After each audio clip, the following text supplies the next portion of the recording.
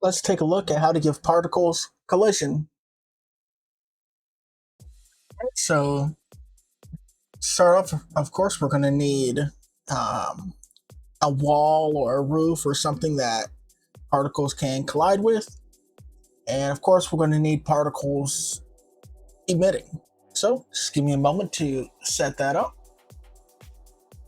All right, so I just have a static body here to act as kind of a roof, and we have particles. And of course, as usual, the particles are just floating up and going through it.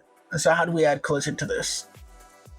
Well, we can go to our particles, head on over to collision section, set the mode to rigid. For example, of course, that's not going to work on its own.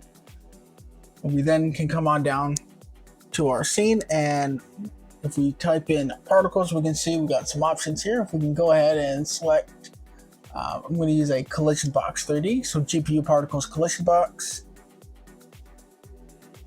And we can already see that that is affecting our particles. I'm just going to move that up. Size that out.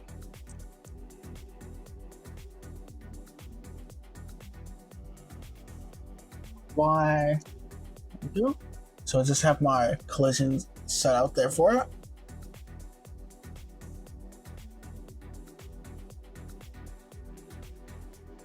Alright, so if your particles are not colliding, like you see here, we need our particles in the collision box to be overlapping. So if we take a look at the particles, the AAB, this yellow outline here, you can see is much lower than our collision all the way up there. So we're just going to go to our particles, go to the visibility AAB, and I'm going to increase the Y. So I'm going to set it from 8 to 20. That should be more than enough. As you see, it's well above, and now when it comes up, it hits the roof and it just collides with it. So I can lower that maybe to 15, and that's probably still more than enough. Yep. So just to make sure everything's covered, I'll just do 15 for my other directions as well for the particles. There you go. So you can see now it goes up and our particles get stuck. Right, now how do we get them to attract? Well, all we have to do is, again, use particles attractor.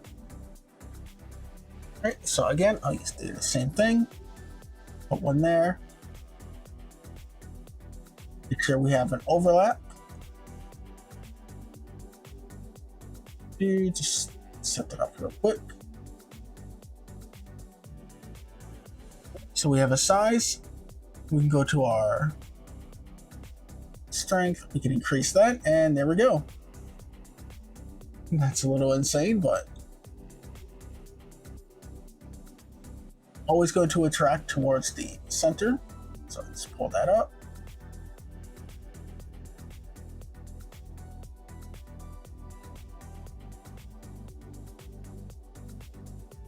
That size.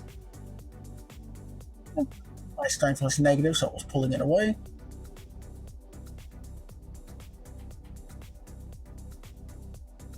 Again, just make sure we're actually covering the AAB of our particles.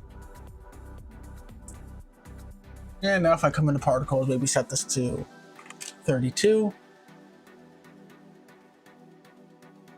Put my traction, maybe increase the strength.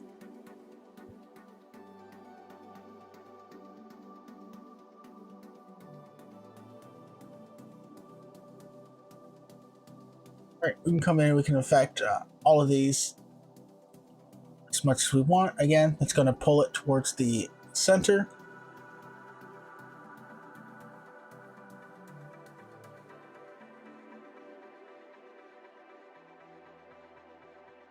But there you go. So you can easily see how you can use this for something such as smoke, maybe inside of a cave, or train smoke.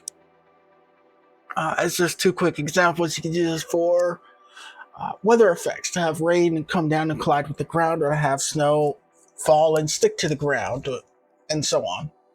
Right? Obviously, with that, you wouldn't need an attractor, but that should give you some ideas of maybe some basic uses that you could use something like this for, but that's how you can set up particle collisions in Godot.